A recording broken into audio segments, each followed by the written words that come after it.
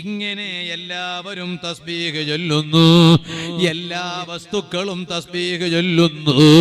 അതിനല്ലേ മക്കളെ ഖബറിൽ കിടക്കുന്ന ബാപ്പയില്ലേ, ഖബറിൽ കിടക്കുന്ന ഉമ്മയില്ലേ, ആ ഉമ്മാന്റെ ഖബറിൻ പുറത്തുപോയി എന്തിനാണ് ഒരു തൈ നട്ടുപിടിപ്പിക്കുന്നത്? എന്തിനാണ്? അതിനൊരു കാരണമുണ്ട്.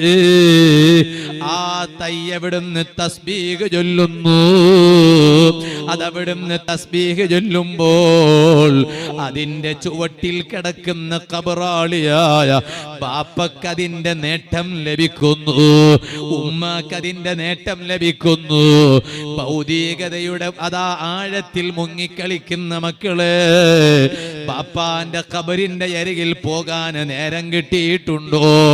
ഉമ്മാന്റെ ഖബറിന്റെ അരികിൽ പോകാൻ നേരം കിട്ടിയിട്ടുണ്ടോ?